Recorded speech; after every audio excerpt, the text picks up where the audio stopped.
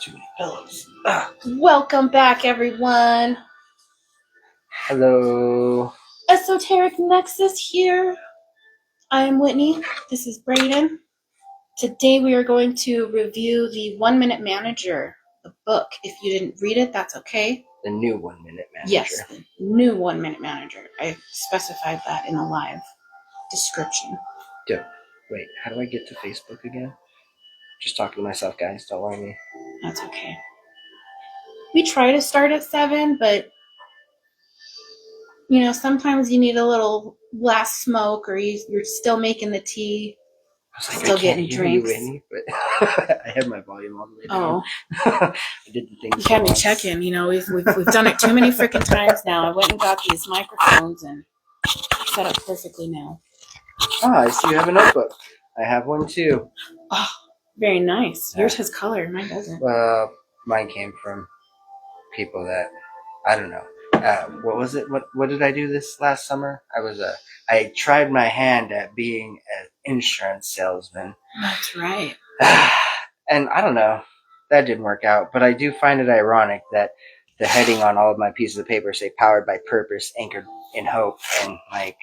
You know what I think of every time I see that? I love it. What? And the emblem and the color. What's that?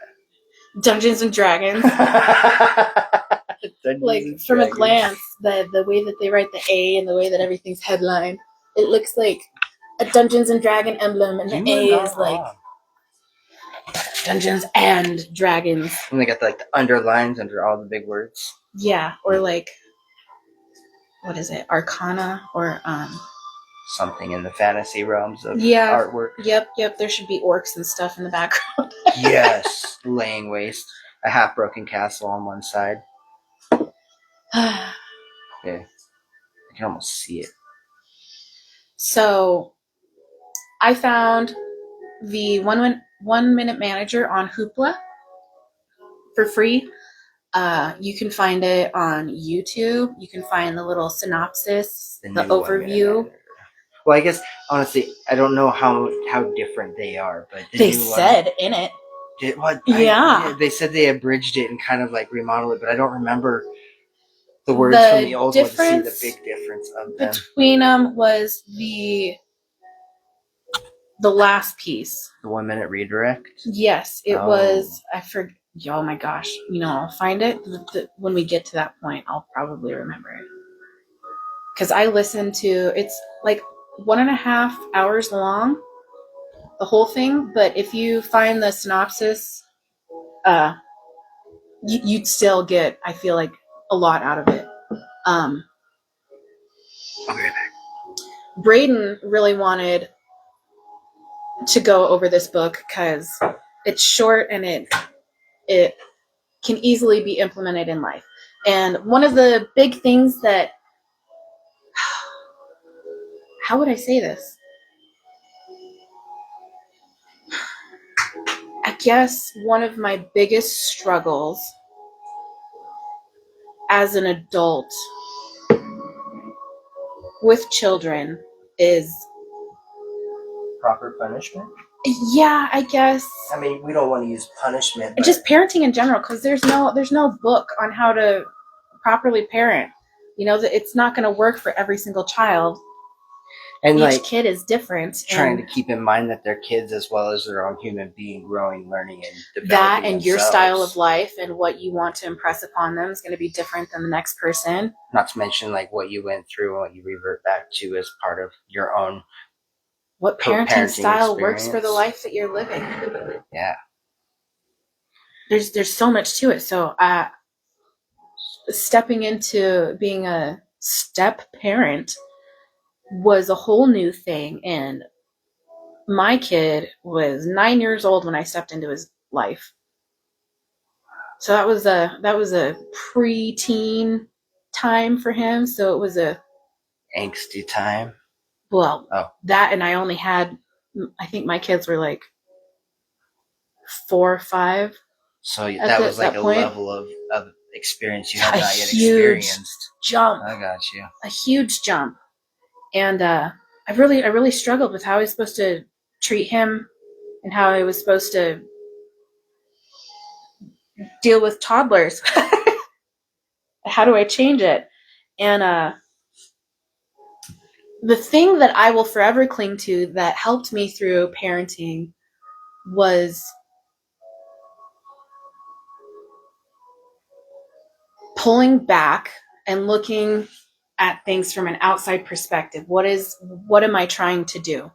I am raising a human being with consciousness, thoughts and feelings and own emotions, interpreting life in a whole different way than I am.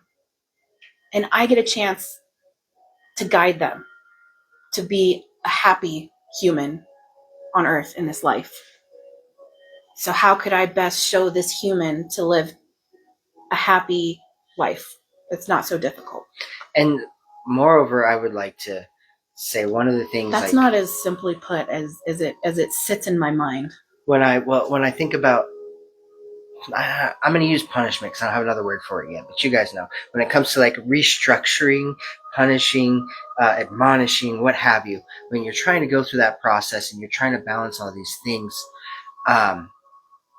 one of the things that I try to remember, as I've discovered in my own self journey, is like, there are no such thing as bad moments. Like, I guess, wait, hold on, let me back up.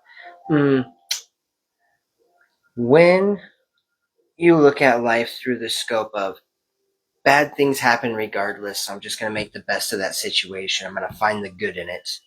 It's a sense of like you have no control over your life. It doesn't matter what you do, these things are going to come, you just have to deal with it, right? But you can perspective switch that over to, these things come for my growth. To be able to embrace these challenges as a moment for growth is something that I really want to instill in my children, so they don't feel like they're doing something wrong, so that they don't feel like they're being accused. I'm not putting a trauma in their head on accident because of my misunderstanding of what they're going through.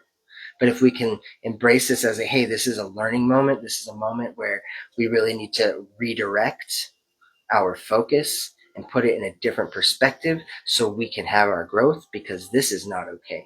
Because this path that we are currently on does not get you where you're looking to get to in life. And so I think as parents, that's what we're looking to try and do for our children. How can I teach my kid to be a happy, successful adult, to go through life as successfully as possible? And success looks different to everyone.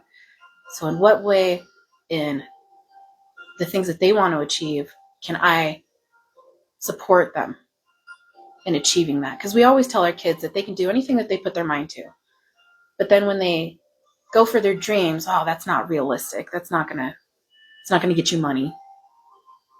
I don't want to be that person. I want to be that parent that you can do whatever you put your mind to, and I will do my best to support you in making that a realistic dream as possible. And we're just going to put it out there that if it's a line of living that doesn't always make a lot of money, be prepared to have extra forms of income in whatever way is going to help you be successful.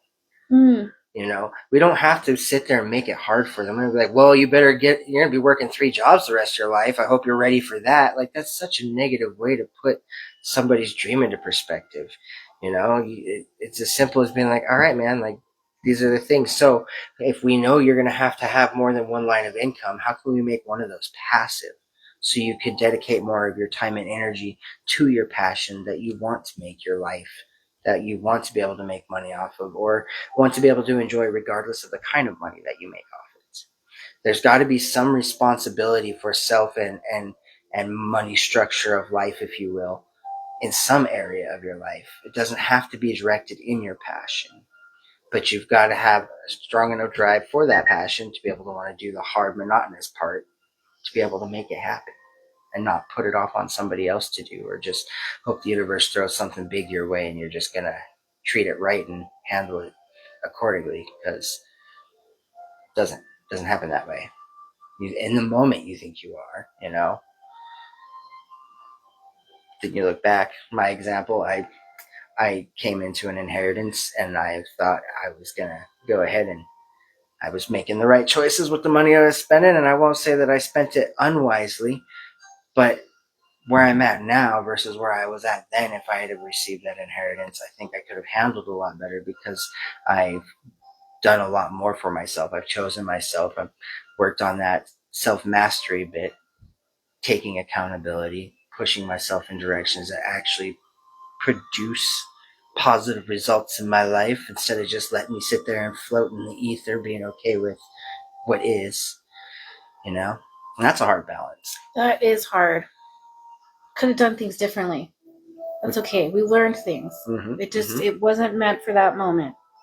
Well, and it got me through the moment that I was in. Or it was meant for that moment, and it played out the way that it was supposed to, because you learned what you were supposed to. And I don't regret it. But I also have the growth and understanding to recognize that if that were to happen again, I could handle it better.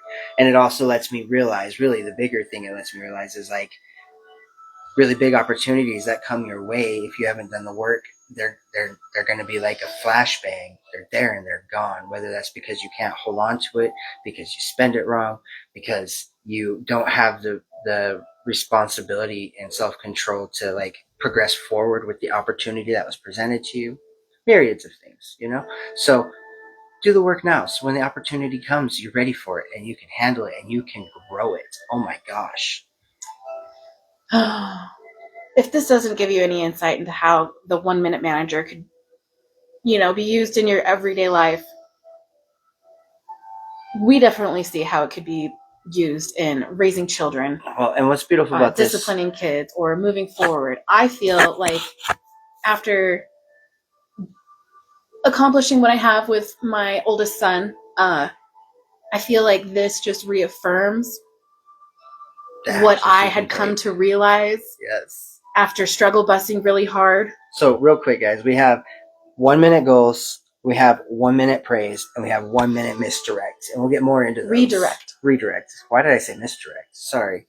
You gotta psych them out, No. Just for fun, keeping humor in there. Good old-fashioned juke. No, but so you have those three.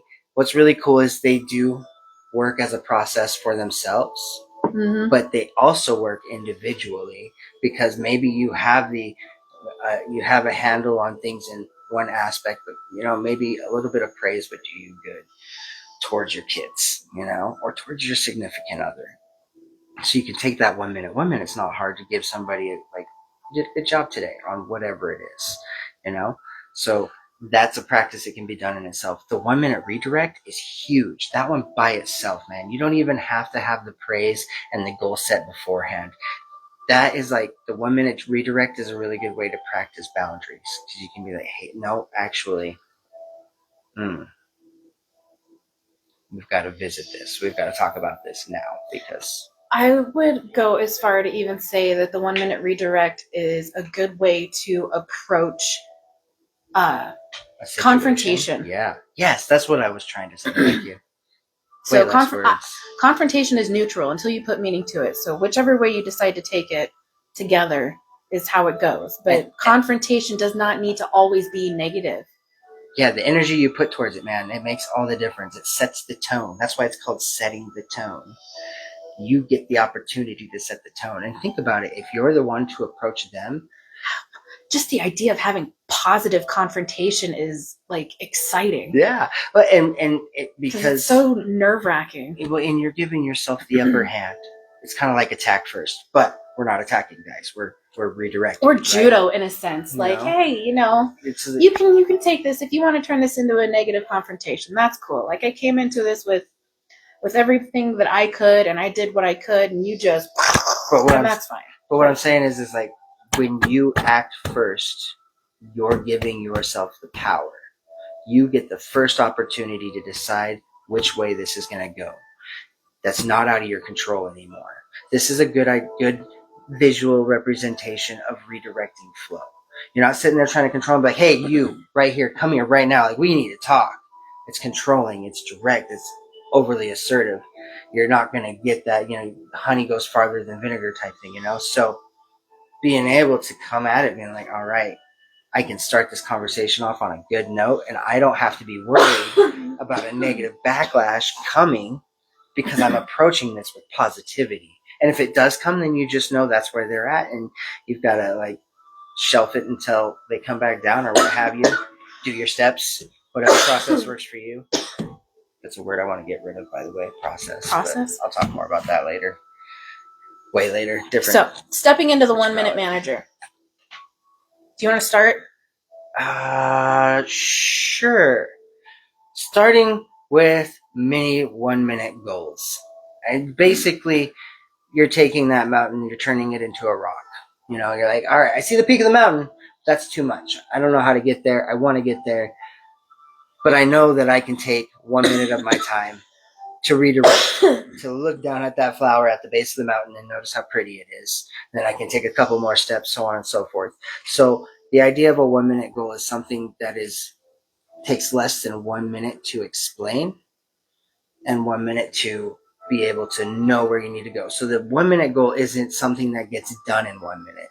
It's something that can be explained in 1 minute, 1 or 2 paragraphs. Something to improve upon, Mm-hmm. something that you can work on. Because we're always trying to be better. You want to be clear and concise about your goals, and you want to be able to show what good behavior towards reaching that goal looks like. Yes. And then coming from like a manager point of view, if you put each goal on one page, different pages for each goal, this page is dedicated to attaining this goal and how we are improving upon it or how we are working on it. And then you review those goals often. You keep checking in.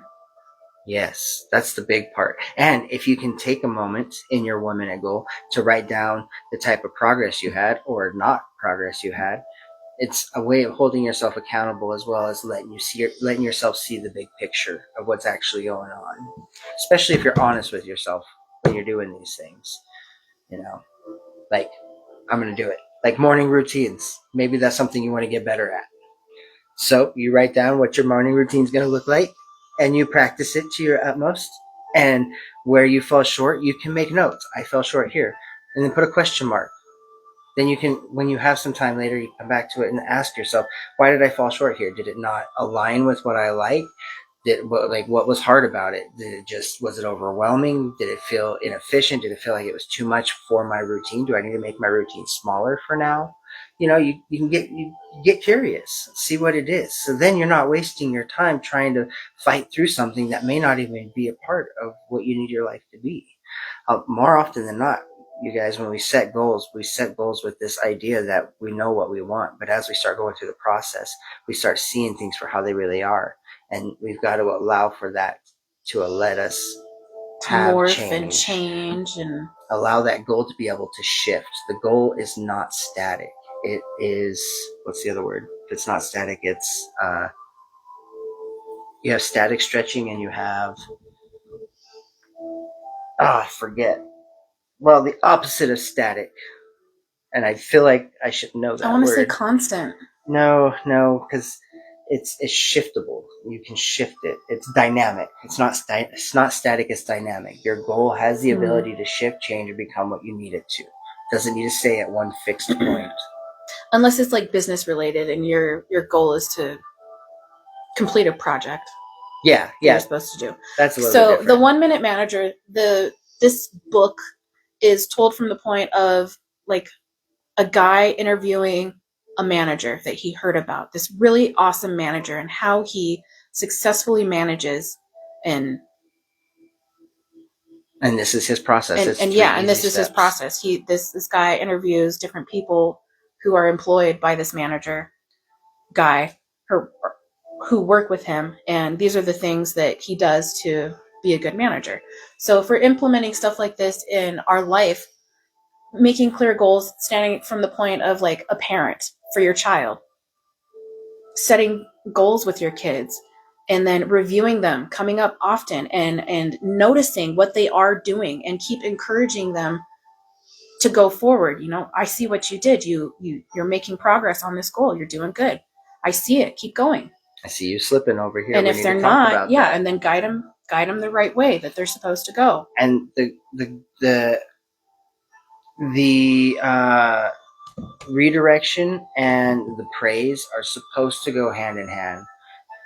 You start with the praise, and then you finish with the redirection.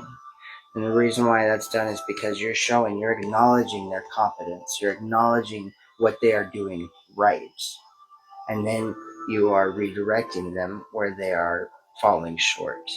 And I feel like those are interchangeable. you would think that, but it talked about it in the book. I didn't finish it. I got 3/4 of the way through. There's a reason why they don't do it the other way around. And Okay. they end up speaking it through a story. So it's left to you to draw your own conclusion. But in short, there was an emperor and a councilman. And the emperor decided that the whole kingdom was too big to handle both the praise as well as the punishment. So he goes up to his counselor and he's like, we're going to split our duties in half. I'm going to be the one that praises everybody, and you're going to be the guy that punishes everybody. He said, okay. So that's how it was done for a long time. And then he realized that sometimes the emperor would ask people to do things and they wouldn't do it because he was so nice. And they'd give him praise, and they never heard admonishment from him. So they weren't afraid of being put in their place, so to speak, right? So then he gets upset and goes to his councilman. And he goes, councilman, we're going to switch things. I am going to be the one that punishes, and you are going to be the one that praises. So the councilman's like, okay. So that's what happens for a while. Well, the people become rebellious. And they decide they don't like their emperor because he's sitting there doling out punishment left, right, and sideways. And so they got rid of him. They canned him. The emperor was no more. And then the clergyman came in and took over and became the emperor. Gosh, I feel like I got that backwards somehow. I'm going to have to go back and look at that story. So maybe it's vice versa. You're supposed to redirect and then you're supposed to praise. You're supposed to give them what they need to do better and then you praise. That's what it is. These are supposed to be flip-flops. So you're supposed to redirect before you praise. I took these notes and they were done in a tree style. So it's like you start, and if praise is required, you give them praise. Because you notice what they're doing right, then you give them praise. And if something's going wrong and you need to redirect them, you give them the redirect. You give them the redirect. But if something's wrong, you give them Which the is why I said I think it's interchangeable. But it's not interchangeable. I see what you're saying. I see what you're saying. But like, I don't know. I can't remember where I saw it. I think my husband brought it up to me, but something about like a compliment sandwich. When you do it like that, it's not so aggressive. But the way that these are explained, I feel like you get a compliment sandwich anyways, or maybe an open-faced hoagie thing that ends with encouragement anyways, because, you know, the idea is that regardless of parenting, regardless of managing, regardless of friendship, you are trying to help people be the best version of them. Whether they want your help or not is something else. But as a manager, you are overseeing others. As a parent, you are overseeing others. So I feel like in situations like this, where you are trying to help them be a better person. And what we are missing about all this is that manager doesn't make decisions for his employees. He doesn't tell them how to get the goal done. He asks the employees, I want you to come up to me and show me what goal you're going to accomplish.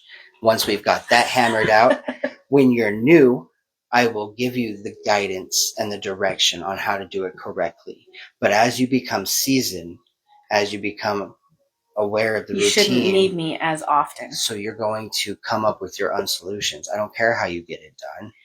Just like in parenting and in managing, you're teaching people, you're teaching them how to do it themselves. You're teaching a child how to be an adult successfully. You're teaching your employees how to do their jobs without which requires a level of surrender on your part. Yeah. You have to surrender your level of control over your little human being because they are growing. You have to They let are them deciding. fail in certain things so that they can learn how to do it better. And what It's like, oh gosh, I don't remember the whole thing all the way, but like if you're trying to teach a child patience, how do you teach them patience?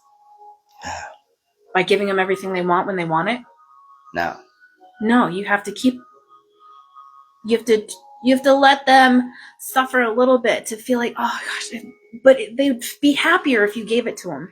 But if you want your child to be patient, to learn patience, to exercise patience, to have patience with other people, you can't give in. You can't give them what they want right away. You've got to practice what you preach. Oof. Oh. Oof. Yes. Just like we're showing what good behavior looks like with the goals. We're setting the example. Mm-hmm, mm-hmm. So when it comes to the 1 minute praise, you praise the good behavior, and you do it as soon as you can when you see it. And if they don't do something the way you want it to be done, but they still got it accomplished, if you find that you're feeling a kind of way about it, it's good to step back and ask yourself, am I mad that they didn't get it done my way? Because, I mean, that's my thing. Like, I want my kids to hop too. I'm telling you right now, we got to get shoes on. We got to go. We got to get out this door. And I'm just like rushing. I want them on my time. That is something I struggle with. Yeah, but well, as parents, I think we all do, especially when, and it's habitual. It comes from your parents. Or it goes even back employees. Generations. Because I know a lot of us have experienced having people underneath us, and you just want them to hurry up and do the things. I told you to do it this way. Like, if you do it my way, it'll just get done. But why do we do it this way? Because it's always been done this way. We always do it this way. And in a job setting, it's a little bit harder because you have like corporate policy and things that make it where things have to be done a certain way, you know? So like that's something to consider. But when it comes to your kids, it's recognizing like, man, if my irritation and anger is stemming from a lack of patience, how can I redirect myself before I try to redirect my child? Because your child still may need that redirection, but you'll give them a better focus of redirection if you do it to yourself first. Praise in general is helpful. If we're always, I feel like most, and this is said in the story too, most managers and most people in management will quickly point out the things that you're doing wrong, or they'll only single you out or talk to you when you're doing something wrong, but they don't praise you when you're doing it right. And some of it's kind of silly sometimes, you know. It's silly to be like, hey, good job, you threw that away, you're supposed to throw it away. I keep telling you, you know, you threw it away, good job. Ooh, you did what you were supposed to do, good job. That's silly, but it feels good. You know, it feels good when people recognize the things that you're doing, even the small things. Get excited. It is exciting. Get excited about your compliments. No matter how old you get. So whoever you encounter, if you notice the small things that they're doing right, even if they're working at being better at it, it's encouraging. It makes you want to be a better employee. It makes you want to be a better kid. It makes you want to keep doing good, keep trying to do good, because it doesn't feel like it's all for nothing. It was recognized. And it feels good to be able to give the compliment and see the reaction. Like, get excited for their reaction. You know, like, that's what I'm starting to realize about my own kids is like, if I want to enjoy my kids, I've got to like let myself enjoy my kids. I can't do it as soon as you see it, as soon as you can, and be specific. Yep. Be specific about it and say how it makes you feel. Get out of that they did it properly. Whatever the praise is, whatever they did right, how it made you feel that it was done. You could make it a whole ass discussion if you really wanted. I'm not saying do it. It makes it real. You know. So it's not like thank you for taking out the garbage. Thank you for taking out the garbage. I said thank you. I keep telling you thank you. Thank you. I saw that you did that. I appreciate it. It made me feel good that you took out the garbage because I've been having a rough day and, you know, all these things happen and I didn't have to do it. It was a relief, a weight off my shoulders. I feel like we're a team. That's way better than just thanks for taking out the garbage. Thanks for taking away my opportunity to yell at you. I really needed that today. Different parenting styles. I suppose. Good cop, bad cop. Encourage them. End it with an encouragement. Encourage them to keep doing better. Yep. And That's what I was trying to say, though, is like in the book, that's why they say do the redirect and then finish with praise, because somebody that disciplines and then ends on praise is going to be received more than somebody who is always praising and then following up with a dick That's answer. in the redirect too, though. That was specified in my 3/4 of the book that I finished. When we are missing the goal, when we are failing to learn what we're trying to, when they're just not getting it, and you need to redirect them, re-clarify the goals, and come to an agreement. Do we both understand the same thing? Am I watching and judging this based on the goal that I understand, that we both understand? Or are you understanding this differently? So come to an agreement. Confirm what happened. It feels like, it looks like this was happening. Is that how it happened? On the other side of the praise thing, it's one of those things he says, I will give you one praise. So you praise them once. But then after that, like, their own validation needs to be enough for them until there's something else that is praiseworthy. And in the beginning, you're going to give them more praise because you're conditioning that whole thought process to happen so that they can live the life that they know they want to live, right? They're 1 minute each time, because we're here. This is from the point of teaching, I guess, in a way. Well, hold on. So, but like, the reason why I bring that up is because kids, man, when they start recognizing that they're getting praised for what they're doing, they do it more often, and they're like, look at me, look what I'm doing. Isn't that awesome, mommy? Isn't that awesome? Like, I'm doing what you asked me to do, and but you already knew how to do that, and I do praise you when I see it. But now that you're asking for it, I guess what I'm saying is it's finding that balance. And I'm not saying it's one time or else. It's just, remember, the more that you give it, the more that they ask for it, and the more that you give it when they ask for it, it's going to create this needy, look at me, codependency. But that's why I say energy. this is from a teaching standpoint. So in the book, he says that, and each person that he talks to, this manager is explaining how his style of managing people, and each person that this guy talks to, as he's finding out the way that this guy manages people, each person says, I am also a 1 minute manager. I am learning to become a 1 minute manager. Everything that the manager is going through and teaching me, I am learning to do on my own. I am learning to set goals myself. So I do it without being asked, because I am learning how to do this. I learn to praise myself. So he doesn't do it as often. He still comes and praises me, but I learn to give the praise and validation to myself. And it's same with this redirecting. And when you're doing this, guys, like, this is a really, really easy way to practice your own emotional regulation, because you do have the option to redirect. You have goals and you have your praise. When you're praising yourself, you're reinstilling to yourself that you believe in what you're doing and you're happy with the results. When you have clear goals set for yourself, there's less frustration because you can see which way you're going with it. When you have the redirect, that's a moment to sit and contemplate how you want to go about something differently instead of being angry or depressed. And so look at it from like a relationship standpoint. If you're having a conflict and you feel like your goals are not aligned, like, let's sit down, let's talk about this. Okay, let's re-clarify the goals. We're working towards this, right? And they respond and like, yeah, no, I'm working towards this. Like, okay, so we're not going towards the same thing. Let's try and find a goal that we both can agree on, that we can work towards together. When it comes to managing, hey, I'm expecting you to do this. Is that what you understand? No, I understand you want me to do this. Re-clarify, confirm what's going on. It seems like this is happening. Is that what you are doing? Is that what you're trying to do? Okay, no, I'm trying to do this. All right, well, that's where we're misunderstanding, and that's why this isn't happening the way that I want it to happen. Do it as soon as you see it. As soon as you see it, as soon as it happens, as soon as you can. And then describe how it makes you feel. And every time you confront your conflict, you are staying in the now. You're not pushing it off for your future self to deal with. Or building resentment. Yeah, and you're just like, you're doing your future self a favor.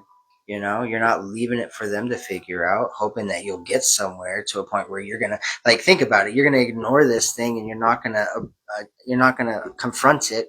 You're just hoping that you're gonna grow past it, so you can come back and confront it the next time it happens. But that's not how that works. If you want to be able to grow past it, you've got to confront it. You've got to step into it. You've got to take that scary leap of, oh my gosh, I'm about to step on somebody's toes, even if I'm not trying to. Here we go. And then you got to go and see if you're stepping on toes, or see how else it might play out. This last part is your little compliment sandwich cookie, I feel like. The last part to this redirection is that you tell them that they are better than the mistake and you value them. So if they are an employee, you didn't hire them because they're retarded and they can't do the job. That's not why you hired them. You hired them because you saw competence and you've seen them do better. Otherwise, this would have been a write-up, or you would have gone about this differently.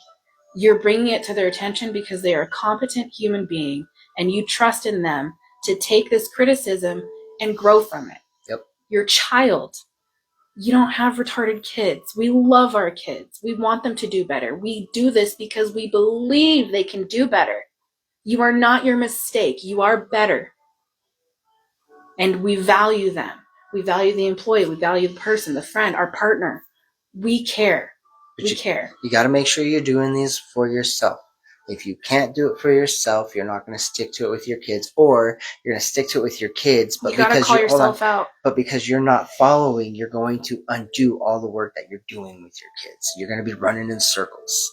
So it's got to be a you and them thing. Like, that's everything in life. Everything that you want to see for your kids, it's got to be, to some extent, something that you are practicing. Now, I'm not saying you got to go to college so they go to college, but your mindset has to be as if you were going to college, so that you can help them keep that mindset. We're setting the example. We're setting the example as the manager. We're setting the example as a parent. We're leading by example. We want our peoples to exhibit these characteristics, these traits, the ability to make decisions. When things are struggling and there's a problem here, how can we ensure that they know how to go through and figure out how to problem solve on their own? You can't figure everything out for them if we want good employees, if we want good, healthy kids who grow into good, healthy adults that can problem solve. Yep. And it's teaching them their own self-regulation, their own emotional regulation, so that they can learn how to recognize their feelings, feel them without expressing them in a destructive manner, you know? And that's a hard one, especially if you're not familiar with feelings or the process of feelings. Like, I encourage anybody and everybody out there to look into, like, emotional intelligence of some form of topic, whether that's like how to, or just like the anatomy of what your emotional IQ could really be, where it sits, not necessarily like where your own IQ set or EQ sits, but like what it's about. There's different stages of it. There's different categories. And maybe you should link like an intro to it somewhere, because I feel like we could offer better intros into. You know what? That's what we'll do. Okay, what are we doing? We'll do an intro into like whatever you were describing. Emotional quotants, EQ. Emotional intelligence, or like an intro into understanding emotional intelligence. Yeah, stuff. That could just be next week's topic. Well, boom. We don't even have to. I haven't even taken the thing down. I don't think I did a poll on what people wanted to see, and a lot of people wanted to see workshop classes. What are workshop classes? What I was just describing, like an intro into self-regulation and stuff. So next week will be an intro class into. We'll go further into it after this. But yeah, okay. Yeah. All right, cool. I had We have a I had a potential light topic. bulb. Yep. The last bit to the 1 minute redirect is it ends with, when it's over, it's over. Yeah, bury that stuff. We don't hold grudges. We're not holding it over our employees' heads. We're not holding it over our partner's head, our kids' heads. Our own heads. When we do our redirect, we go through it, we re-clarify the goals, confirm what happened, we say how it makes us feel, and we tell them that they're better than the mistake and that we value them, and it's over. We're not going to keep holding on to it. Yeah, because that's detrimental, man. That was like a hard thing growing up, like trying to earn my mom's trust back. I lost it more times than I ever earned it back. And like, how do you do that? You know? It's just a weight that they're going to hold on to forever. So each time we come to a redirect, then you get another ball and chain added to you. Yeah, That's not how we encourage people to keep doing better. That's not going to make them want to keep striving to be better. Well, and the redirect is about growth, right? Like, so keep your focus on the redirect being about their growth. You know, you're not sitting there telling them how terrible they are for doing the things. We're not like, holding them back. Yeah. You're not pushing them down. You're not beating them into the dirt.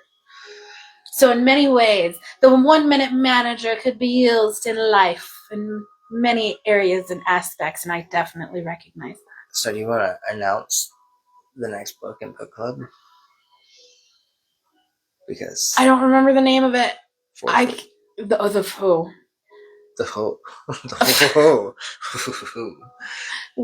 Well, I thought you were going to say it. I guess I will say we are going to do the Fourth Wing is our next book series. The Fourth Wing. It is a series. Are we going to do this series, or are we just going to read the Fourth Wing? Well, I guess when we meet up for our next discussion and we can get a poll as we go through the book, I guess we'll decide as a group. Cool. If we'll dig into that. The Fourth Wing is the next book for book club.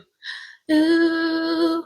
That's exciting. That's super exciting. That's cool that like having that as an aspect of book club. Like you can start a series, but it doesn't mean that the book club has to necessarily commit to the series. But it gets people kind of like branching out into possibilities they may not have recognized before. Because I'll tell you what, I would have never picked up Fourth Wing in my life. I've never heard of it. I don't even think I've heard of the author. I've seen it too many times on the used bookshelf for me to think that people like it enough to hold on to it. That means it's been bought and then somebody finished it and then they didn't need it anymore. What kind of person buys a book and doesn't keep it? I mean, unless you're gifting it to somebody. I don't know. That is, I mean. But there are people out there. You're right. I can't judge. It's just insane. I spent money on that There's book. Other people who are collectors of books and can't get rid of them, even if they don't reread them. I have 2 boxes in my garage because I have no wall space for bookshelves here. And I was thinking about donating them. We all want that Beauty and the Beast library. Yes. That'd be awesome. I'd be about that. Of all the books that I have read once upon a time. At one point in time? That didn't pick up again. Because I struggle rereading books ever. I love rereading books. Oh, it is so hard. It's so hard. You get to go step back into that world for a minute. It's no different than rewatching your favorite movie. I already know what's going to happen. Well, I really struggle with a book doing that. With a movie, it captivates me and I can just zone out and let me tell you, Whitney, fall into it all again. The first time that you go back and reread a book, you're going to be surprised how much. I have reread books, but I don't do it hardly ever. Oh my gosh, there's just so many more connections. It's usually like when another book comes out and I gotta get caught back up again and figure out where it's at. I like that there's new discoveries. You catch little nuances that you didn't the first time, especially in bigger like series books. You can start to see where like there was a thing in book 1 that connects to like book 3. If it's a one-off book, I could probably do it. What do you mean a one-off here or there? Book? Like if it's a series, I'm not going to reread. Oh man, you're missing out. Oh, that's too much to dedicate to. I'm not rereading it again. I can't pick up one book and start reading it and then like I'll want to reread the whole series. But like I just can't reread it. I already know what's gonna happen. It's not. But the little things you don't remember all the little things. It's like then I'm not even reading it. I'm just like skimming over the words, waiting for the next part that I already know is gonna happen, and it's a good way to practice patience. Shut up! I don't want to go there right now. That's my little jab. Well, that's I think all we got for you guys. So Thanks for tuning in. Love you, Steph. I'm pretty sure Steph Hebert is the one who threw the fourth wing into the bag of books to read. I don't It was remember. either her or Brittany, but either way, Yeah, it was probably a it's bit gonna of be both good. of them. I think I remember them both talking about it. If you haven't read it, you should read or listen to The 1 Minute Manager. And if you're not a part of book club, you should join book club. Book club. We're starting a new book, so now's a good time to start. And we will be meeting on the Not this Thursday, but next Thursday. on the next Thursday of the month. It's the first and third Thursday of every month at 7 p.m. We do a Zoom meeting, and I will post the Zoom link before. The 20th. The 20th is our There you next go. one. The 20th is the next book club meeting. Thanks for joining, guys. Have a good rest of your Wednesday. Yeah, exactly, Rick. You get what I'm talking Don't even. about. We're done. Foreshadowing becomes a lot clearer. Okay, all right. It's a slow connection. I gotta wait for it to go away. Bye, guys.